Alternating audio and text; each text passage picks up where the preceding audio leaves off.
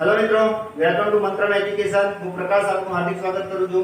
મિત્રો, આપણે જે બી સચિવાલય એક્ઝામ ને લઈને વર્ગ 3 ની એક્ઝામ ને ધ્યાને લઈને જે બંધારણની સિરીઝ શરૂ કરી છે, તેમાં આપણે વાત કરી ગયા અત્યાર સુધી એક તો બંધારણનો ઇન્ટ્રોડક્શન લીધો, ત્યારબાદ આપણે બંધારણમાં આમુખ વિશેની વાત કરી અને ત્યારબાદ આમુખની પ્રશ્નોત્તરી વિશે આપણે અગત્યના પ્રશ્નોની ચર્ચા કરી।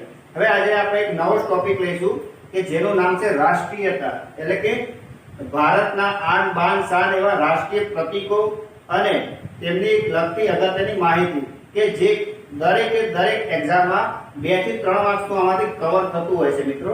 તો આપણે શરૂઆત કરીએ આજે રાષ્ટ્રીય પ્રતીકો અને રાષ્ટ્રીયતાથી। તો સર્વપ્રથમ છે રાષ્ટ્રીય ગાન। તો મિત્રો, ઘણા બધા સ્ટુડન્ટોને રાષ્ટ્રીય ગાન અને રાષ્ટ્રીય ગીતમાં કન્ફ્યુઝન હોય છે અને ભૂલથી ખોટો જવાબ ટીક કરીને આવે છે। તો મિત્રો, આપણે રાષ્ટ્રીય ગાન અને રાષ્ટ્રીય ગીત વિશે આગળ પણ આપણી ચેનલમાં એક વિડિયો બનાવેલો છે, તે તમે જોઈ શકો છો। હું તેની લિંક ડિસ્ક્રિપ્શનમાં નાખી દઈશ। તો અત્યારે આપણે વાત કરીએ રાષ્ટ્રીય ગાન અને રાષ્ટ્રીય ગીત વિશેની। તો સર્વપ્રથમ છે રાષ્ટ્રીય ગાન। તો રાષ્ટ્રીય ગાન છે આપણું જન ગણ મન મિત્રો, અને તેને લખ્યું હતું રવિન્દ્રનાથ ટાગોરે। હવે તો ક્વેશ્ચન અહીંયાથી જનરલ નોલેજ હું તમને પૂછીશ કે રવિન્દ્રનાથ ટાગોર કે જેઓ આપણા ભારતમાં સર્વપ્રથમ, ભારતમાં ને મિત્રો એશિયામાં સર્વપ્રથમ જો કોઈએ મેડલ જીત્યું હોય નોબેલ, તો તે હતા રવિન્દ્રનાથ ટાગોર। તો તેમને કઈ સાલમાં નોબેલ પારિતોષિક જીત્યું હતું તે તમે મને કમેન્ટ કરજો। હવે આપણે આગળ વાત કરીએ તો રાષ્ટ્રીય ગાન જન ગણ મન વિશે। તો તેની અવધિ છે મિત્રો 52 સેકન્ડ। તેની કુલ અવધિ છે 52 સેકન્ડ, પરંતુ કેટલાક અવસર પર જો તેને સંક્ષિપ્તમાં ગાવામાં આવે તો 20 સેકન્ડમાં પણ ગવાય છે। તો મિત્રો, ક્વેશ્ચન પૂછાય તો ખાસ તમે ક્વેશ્ચનમાં જોજો કે ક્વેશ્ચનમાં સંપૂર્ણ ગીત વિશે વાત કરી છે કે પછી સંક્ષિપ્તમાં વાત કરી છે। જો સંક્ષિપ્તમાં પૂછાય છે તો 20 સેકન્ડ આવશે। અને આ પ્રશ્ન મિત્રો પોલીસની એક્ઝામમાં પૂછાઈ ચૂકેલો છે અને ઘણા બધા સ્ટુડન્ટ 52 સેકન્ડ ટીક કરીને પણ આવેલા છે। તે તમારો 1 માર્ક્સ કાપી લેશે મિત્રો। ખાસ જોજો, પ્રશ્નમાં જો સંક્ષિપ્ત રાષ્ટ્રગાન પૂછાય તો તેની અવધિ આવશે ફક્ત 20 સેકન્ડ મિત્રો। હવે આગળ વાત કરીએ કે રાષ્ટ્રીય ગાન જન ગણ મન ક્યારે સ્વીકારવામાં આવ્યું બંધારણ સભા દ્વારા। તો તેની તારીખ હતી 24 જાન્યુઆરી 1950।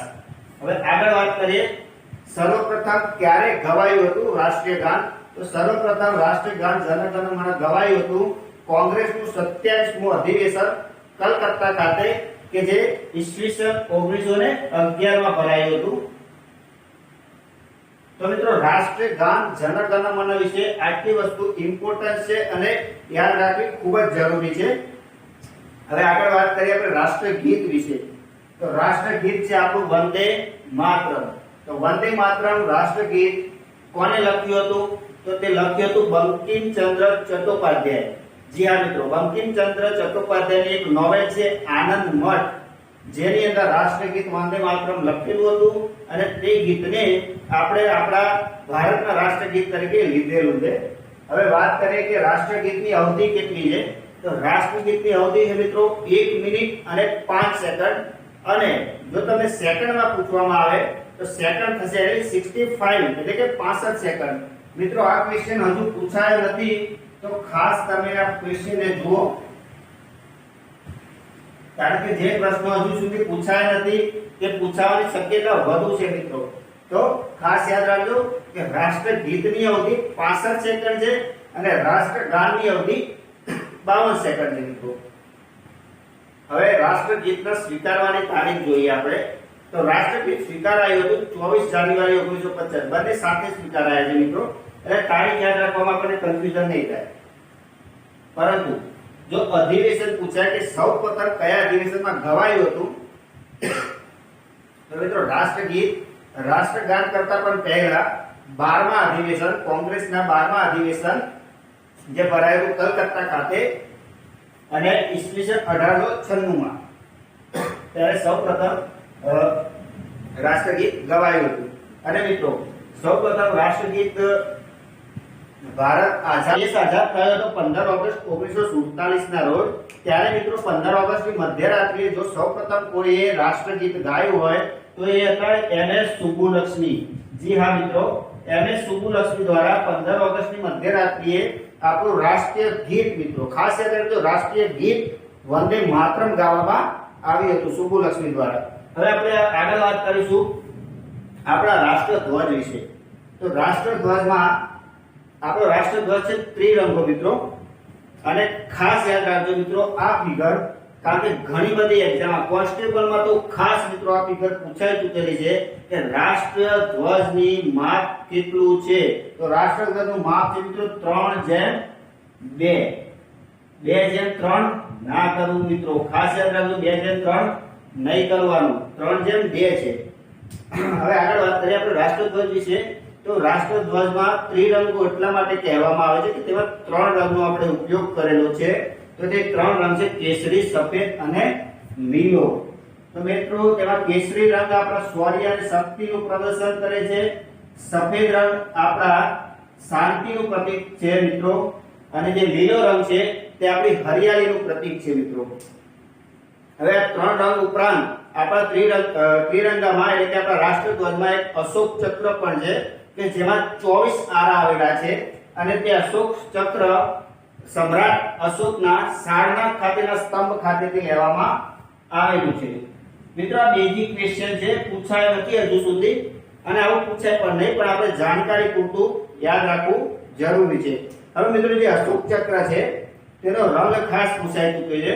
તો તેનો રંગ ખાસ યાદ રાખજો મિત્રો, નેવી બ્લુ છે. અશોક ચક્રનો રંગ નેવી બ્લુ છે. એટલે જો આમ ફૂલ રંગની આપણે વાત કરીએ આપણા રાષ્ટ્રધ્વજમાં તો 4 રંગ થશે મિત્રો. કેસરી, સફેદ અને લીલો તો ખરા, તેની સાથે જે અશોક ચક્રનો નેવી બ્લુ કલર છે એટલે કુલ મળીને 4 રંગ થશે. હવે આગળ વાત કરીએ તો આપણું રાષ્ટ્રધ્વજ ક્યારે સ્વીકારવામાં આવ્યો. તો સ્વીકારવામાં આવ્યો તો 22 જુલાઈ 1947 ના રોજ બંધારણ સભા દ્વારા સ્વીકારવામાં આવ્યો હતો. મિત્રો આ સ્વીકાર તો આપણે બંધારણ સભા દ્વારા કરવામાં આવ્યો હતો. પરંતુ જો આપણે રાષ્ટ્રધ્વજના ઇતિહાસની વાત કરીએ તો ત્યારે રાષ્ટ્રધ્વજ તો નતા કહેતા, પરંતુ સર્વપ્રથમ જો કોઈ ધ્વજ ફરકાવ્યો હોય તો તે હતા મેડમ ભીખાઈજી કામા, મેડમ ભીખાઈજી રુસ્તમ કામા, કે જેઓએ સર્વપ્રથમ 1907 માં જર્મનીના સ્ટુઅર્ટ ગાર્ડન ખાતેથી સૌપ્રથમ રાષ્ટ્રધ્વજ ફરકાવ્યો હતો. અને ખાસ મિત્રો એક વસ્તુ યાદ રાખજો, ત્યારે તેમની સાથે હતા આપણા ગુજરાતના પનોતા પુત્ર એટલે જે સરદારસિંહ રાણા. હવે મિત્રો તમે મને કમેન્ટ કરીને જણાવજો કે સરદારસિંહ રાણા ગુજરાતમાં કયા સ્ટેટના હતા. હવે આગળ આપણે જો વાત કરીએ તો આ વાત થઈ 1907 ની મેડમ ભીખાઈજી કામાની, પરંતુ તેની પછી એટલે કે આઝાદી પહેલા અને 1907 પછી ઈસવીસન 1929 31 ડિસેમ્બર, ખાસ તારીખ યાદ રાખજો મિત્રો, ઘણી એક્ઝામમાં પૂછાઈ ચૂકી છે. 1929 થી 31મી ડિસેમ્બરે પંડિત જવાહરલાલ નહેરુએ રાવી નદીના તટ પર રાષ્ટ્રધ્વજ ફરકાવ્યો હતો મિત્રો. હવે જો આપણે રાષ્ટ્રધ્વજ વિશેની વાત કરીએ, તેને સ્વીકાર થયો 22 જુલાઈ 1947 ના રોજ. પરંતુ રાષ્ટ્રધ્વજ માટે એક સમિતિ બનાવવામાં આવી હતી અને તે સમિતિના અધ્યક્ષ હતા જેબી કૃપલાણી. જેબી કૃપલાણી આપણા રાષ્ટ્ર ઝંડા સમિતિના અધ્યક્ષ હતા. અને જે ફાઇનલ કરવામાં આવે આપણા રાષ્ટ્રધ્વજને, જે રાષ્ટ્રધ્વજની ડિઝાઇન ફાઇનલ કરવામાં આવી, તે રાષ્ટ્રધ્વજની ડિઝાઇન બનાવી હતી પિંગલી વેંકૈયા નાયડુએ. તો આપણે અત્યારે જે રાષ્ટ્રધ્વજ જોઈએ છીએ તે પિંગલી વેંકૈયા નાયડુ દ્વારા ડિઝાઇન કરવામાં આવ્યો હતો. મિત્રો રાષ્ટ્રધ્વજ વિશે આ બાબતો ખૂબ જ ઇમ્પોર્ટન્ટ છે, એક્ઝામમાં 1-2 માર્ક્સમાં પૂછાઈ જાય છે આમાંથી. હવે આપણે રાષ્ટ્રધ્વજ વિશેની વાત કરીએ તો તેમાં એક 2002 ની સાલ પહેલાનો રાષ્ટ્રધ્વજ અને 2002 ની સાલ પછીના રાષ્ટ્રધ્વજ. તો તેમાં એક બેઝિક ડિફરન્સ છે કે ભારતીય ધ્વજ સંહિતા 2002 બનાવવામાં આવી, જેમાં 2002 પહેલા તમે રાષ્ટ્રધ્વજને કોઈ પણ સ્થળ ઉપર તેને ફરકાવી શકતા ન હતા, પરંતુ હાઈકોર્ટે રાષ્ટ્રધ્વજ સંહિતા 2002 માં એવું ફરમાન કર્યું કે તમે શાળા, કોલેજો, ઘર ગમે ત્યાં રાષ્ટ્રધ્વજને ફરકાવી શકો છો, પરંતુ તેનો અનાદર થવો જોઈએ નહીં. તો ખાસ યાદ રાખજો, ભારતીય ધ્વજ સંહિતા બનાવવામાં આવી 2002 પછી. તેના પછી તમામે તમામ સરકારી અને પ્રાઇવેટ સંસ્થાઓને રાષ્ટ્રધ્વજ ફરકાવવાની પરમિશન મળી. તો આ આપણે વાત કરી મિત્રો રાષ્ટ્રધ્વજ વિશે. હવે આગળ આપણે જોઈશું તો મિત્રો રાષ્ટ્ર ચિહ્ન વિશે વાત કરીએ. તો રાષ્ટ્ર ચિહ્ન છે આપણું 4 સિંહોની આકૃતિ. મિત્રો ખાસ યાદ રાખજો, 4 સિંહોની આકૃતિ છે, પણ આપણને વિઝિબલ 3 જ હોય છે. ઓરિજિનલમાં એ આકૃતિમાં 4 સિંહ છે, એક પાછળની બાજુ છે. તો તે આપણે લીધું છે સારનાથના ખાતેના અશોકના સિંહ સ્તંભમાંથી આપણે તે આકૃતિ લેવામાં આવેલી છે. હવે જો બેઝિક એની નીચે વાત કરીએ તો તેની નીચે 4 પશુઓની આકૃતિ અંકિત કરેલી છે. 4 પશુઓમાં સમાવેશ થાય છે હાથી, ઘોડો, સાંઢ અને સિંહ. મિત્રો ખાસ યાદ રાખજો, એક્ઝામમાં પૂછાઈ ચૂકેલો પ્રશ્ન છે કે રાષ્ટ્રીય ચિહ્નની નીચે નીચેનામાંથી કયા પશુની આકૃતિ નથી. તો આપણને ખ્યાલ હોય કે કયા પશુની આકૃતિ છે તો આપણે તે પ્રશ્નનો જવાબ આપી શકીએ. તો 4 પશુ છે હાથી, ઘોડો, સાંઢ અને સિંહ. હવે જો આપણે આગળ વાત કરીએ તો જે આકૃતિ છે તેની નીચે મુંડકોપનિષદમાંથી લીધેલું વાક્ય સત્યમેવ જયતે લખેલું છે મિત્રો, કે જેનો અર્થ થાય છે કે સત્યનો જ હંમેશા વિજય થાય છે. તો આ વાક્ય પણ યાદ રાખજો કે નીચેનામાંથી કયું વાક્ય લેવામાં આવેલું છે. આ તો સહેલું છે, કોમન છે, એટલે વાંધો નહીં આવે. હવે રાષ્ટ્ર ચિહ્નનો સ્વીકાર ક્યારે થયો હતો?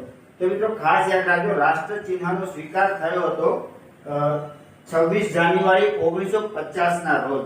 26 જાન્યુઆરી 1950 ના રોજ આપણે સિંહોની 4 આકૃતિવાળા ચિહ્નને રાષ્ટ્ર ચિહ્ન તરીકે સ્વીકાર્યું હતું. હવે આગળ વાત કરીએ આપણે તેવા જ એક અગત્યનો ટોપિક એટલે રાષ્ટ્ર પંચાંગ વિશે. હવે મિત્રો પંચાંગ રાજાઓએ ઘણા બધા બનાવ્યા તેમના સમયમાં. જેમ કે આપણા ગુજરાતના રાજા સિદ્ધરાજ જયસિંહની વાત કરીએ તો તેને સિંહ સંવત બનાવ્યું હતું. પછી વિક્રમાદિત્ય બીજાએ પોતાનું વિક્રમ સંવત બનાવ્યું હતું, તથા કનિષ્કે પોતાનું શક સંવત બનાવ્યું. તે પોતે શક ક્ષત્ર રાજા હતો, જેને પોતાની યાદમાં શક સંવત બનાવ્યું. જે મિત્રો શક સંવતને આપણી ભારત સરકારે રાષ્ટ્રીય સંવત, રાષ્ટ્રીય પંચાંગ તરીકે સ્વીકાર્યું છે. હવે શક સંવતની વાત કરીએ તો શક સંવતની શરૂઆત થઈ હતી મિત્રો ઈસવીસન 78 માં, અને કરારનાર કોણ હતું? કનિષ્ક. તો શક સંવત ઈસવીસન 78 માં કનિષ્ક દ્વારા શરૂઆત કરવામાં આવી હતી, જેને ભારત સરકારે રાષ્ટ્રીય પંચાંગ તરીકે સ્વીકાર્યું છે. હવે શક સંવતની વાત કરીએ તો શક સંવતમાં પ્રથમ મહિનો ચૈત્ર મહિનાને ગણવામાં આવે છે, અને પ્રથમ તારીખ પૂછાય તો તારીખ આવશે 22 માર્ચ. પરંતુ જો લીપ વર્ષ હોય મિત્રો તો લીપ વર્ષમાં તારીખ આવશે 21 માર્ચ. હવે રાષ્ટ્રીય પંચાંગનો સ્વીકાર ક્યારે થયો? તો રાષ્ટ્રીય પંચાંગનો સ્વીકાર થયો તો 22 માર્ચ 1957 મિત્રો. ખાસ યાદ રાખજો, આ બેઝિક ક્વેશ્ચન છે, વન લાઇનરમાં પૂછાઈ જાય, બેઝિક કોમન ક્વેશ્ચન છે, પણ તમારે તારીખ આમાં યાદ રાખવી જરૂરી છે. આગળ વાત કરીએ રાષ્ટ્રીય પશુ વિશે. તો આપણું રાષ્ટ્રીય પશુ છે વાઘ મિત્રો. જી હા, અત્યારે આપણું રાષ્ટ્રીય પશુ છે વાઘ, જેનું લેટિન નામ છે પેન્થેરા ટ્રાઇગિસ લિન્નાયસ. જેનું લેટિન નામ છે મિત્રો પેન્થેરા ટ્રાઇગિસ લિન્નાયસ. પરંતુ વાઘ એ પ્રોજેક્ટ ટાઈગર 1973 અંતર્ગત સંરક્ષિત પશુની યાદીમાં લેવામાં આવ્યું છે. તેની પહેલા આપણે ભારતનું રાષ્ટ્રીય પશુ હતું સિંહ મિત્રો. ખાસ યાદ રાખજો, 1972-73 ની પહેલા આપણું રાષ્ટ્રીય પશુ સિંહ હતું, વાઘ નહીં હતું મિત્રો. અને એક્ઝામમાં પૂછાઈ ચૂકેલો આ પ્રશ્ન છે કે 1972 પહેલા આપણું રાષ્ટ્રીય પશુ કયું હતું? ઘણા બધા મિત્રો વાત કરીને આવ્યા હતા અને ખોટું પડ્યું હતું. તેમાં જવાબ આવશે સિંહ. હવે આપણે કરંટ પ્રશ્ન જોઈએ તો વાઘની જે વસ્તી ગણતરી થઈ તેમાં વાઘોની સંખ્યા છે 2262, જેમાંથી સૌથી વધુ વાઘ આપણે મધ્યપ્રદેશમાં જોવા મળે છે મિત્રો. તો મધ્યપ્રદેશમાં સૌથી વધારે વાઘની વસ્તી અત્યારે જોવા મળે છે, જે આપણું વાઘનું હમણાં તાજેતરમાં થયેલું એનાલિસિસ છે. હવે વાઘની વાત કરીએ આપણે મિત્રો તો વાઘને હમણાં રેડ લિસ્ટમાં, વર્લ્ડમાં જે પ્રાણીઓ રહેલા છે રેડ લિસ્ટમાં તેમાં વાઘનો પણ સમાવેશ થયેલો છે હમણાં મિત્રો. હવે આગળ વાત કરીએ આપણે રાષ્ટ્રીય પક્ષી વિશે. તો આપણું રાષ્ટ્રીય પક્ષી છે મોર મિત્રો. મોરનું લેટિન નામ છે પ્રાવોક્સ્ટિટિયસ. પ્રાવોક્સ્ટિટસ એ મોરનું લેટિન નામ છે મિત્રો. અને ભારતીય વન્ય પ્રાણી સંરક્ષણ અધિનિયમ 1972 અંતર્ગત મોરને પણ સંરક્ષિત કરવામાં આવે છે મિત્રો. જો તમે મોરને કોઈ ઈજા પહોંચાડો છો, મોરને તમે મારી નાખો છો કે કોઈ પણ પ્રકારની ઈજા પહોંચાડો છો, તો તમે એક કાયદાકીય તમને સજા થઈ શકે છે મિત્રો, ખાસ યાદ રાખજો. અને હા, જે નર મોર હોય છે તે 200 પીંછા ધરાવે છે મિત્રો. નર મોર કેટલા પીંછા ધરાવે છે? 200 પીંછાઓ. હવે આગળ આપણે વાત કરીએ રાષ્ટ્રીય રમત વિશે. તો આપણી રાષ્ટ્રીય રમત, તમે મને કમેન્ટ કરો કે આપણી રાષ્ટ્રીય રમત કઈ છે મિત્રો. મિત્રો ઘણા બધા મિત્રો કમેન્ટ કરશે કે હોકી, પરંતુ ના મિત્રો, આપણી રાષ્ટ્રીય રમત હોકી નથી. એકચ્યુઅલીમાં જોવામાં આવે તો આપણી રાષ્ટ્રીય રમત કોઈ છે જ નહીં મિત્રો. એક આરટીઆઈ દ્વારા જાણવા મળ્યું હતું કે ભારતની રાષ્ટ્રીય રમત તરીકે કોઈ પણ રમતને માન્યતા આપવામાં આવી નથી. તો રાષ્ટ્રીય રમત હોકી આવશે નહીં મિત્રો. અને બાજુમાં લખ્યું છે ક્રિકેટ. તો ક્રિકેટ લખવા પાછળનું મારું કારણ છે મિત્રો કે આપણે ગુજરાતની રાષ્ટ્રીય રમત ક્રિકેટ અને કબડ્ડીને ગણવામાં આવે છે મિત્રો. તો ક્રિકેટ અને કબડ્ડી એ ગુજરાતની રાષ્ટ્રીય રમત છે મિત્રો. ખાસ યાદ રાખજો, ગુજરાતની રાષ્ટ્રીય રમત પૂછાય તો ક્રિકેટ અને કબડ્ડી આવશે. પરંતુ હોકી એ ભારતની રાષ્ટ્રીય રમત નથી. હોકીને રાષ્ટ્રીય રમત એટલા માટે માનવામાં આવે છે કે 1928 થી જ્યારે ઓલિમ્પિક રમવા માટે ભારતની હોકી ટીમ ગઈ હતી, ત્યારે સતત મિત્રો 3 થી 4 વખત અને કુલ 8 વખત તેમને ગોલ્ડ મેડલ હોકીમાં મેળવ્યો હતો મિત્રો. એટલા માટે હોકીને રાષ્ટ્રીય રમત તરીકે સ્વીકારી લેવામાં આવી છે. પરંતુ એકચ્યુઅલીમાં એટલે કે ઓથેન્ટિકેટેડ રીતે કોઈ પણ રાષ્ટ્રીય રમત નથી. હવે આગળ વાત કરીએ પુષ્પની, રાષ્ટ્રીય પુષ્પની. તો રાષ્ટ્રીય પુષ્પ છે આપણે મિત્રો કમળ, કે જેને લેટિન નામ છે નેલમ ન્યુસિફેરા. હવે આગળ વાત કરીએ રાષ્ટ્રીય વૃક્ષ વિશેની. તો રાષ્ટ્રીય વૃક્ષ છે વડ. મિત્રો તમે મને ખાસ કમેન્ટ કરજો કે ગુજરાતનું રાષ્ટ્રીય વૃક્ષ કયું છે. આગળ વાત કરીએ ફળ વિશેની. તો ભારતનું રાષ્ટ્રીય ફળ છે કેરી, જેને કહે છે મેંગીફેરા ઇન્ડિકા. રાષ્ટ્રીય નદી વિશેની વાત કરીએ તો તે છે ગંગા, જેને માન્યતા 4 નવેમ્બર 2008 ના રોજ આપવામાં આવી. રાષ્ટ્રીય જળચર પ્રાણીની વાત કરીએ તો ડોલ્ફિન. પણ ખાસ યાદ રાખજો મિત્રો, ગંગા નદીમાં જોવા મળતી ડોલ્ફિન કે જેને રાષ્ટ્રીય પ્રાણી જળચર પ્રાણી તરીકેનો દરજ્જો મળે છે, અને તે દરજ્જો 5 ઓક્ટોબર 2009 ના રોજ આપવામાં આવે છે. હવે આગળ વાત કરીએ વિરાસત પશુ, એટલે કે આપણા પશુઓની ધરોહર. તો પશુઓની ધરોહર તરીકેનો દરજ્જો હાથીને આપવામાં આવે છે, અને તે 22 ઓક્ટોબર 2010 ના રોજ આપવામાં આવે છે. તો મિત્રો આજે આપણે વાત કરી ભારતના આન બાન શાન એવા રાષ્ટ્રીય પ્રતીકો, રાષ્ટ્રીય ચિહ્નો, રાષ્ટ્રીય પશુઓ, પ્રાણીઓ, ટૂંકમાં ભારત જેનાથી ઓળખાય છે તેવી રાષ્ટ્રીયતા વિશે આપણે વાત કરી.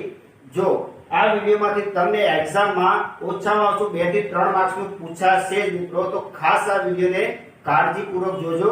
અને જો મારો વિડીયો તમને પસંદ પડ્યો હોય તો મારા વિડીયોને લાઈક કરો, શેર કરો તથા અમારી ચેનલ મંત્રમ એજ્યુકેશનને સબસ્ક્રાઇબ કરો. તો આગળ આપણે નવા વિડીયો સાથે ફરી મળીશું. ત્યાં સુધી જય હિન્દ મિત્રો.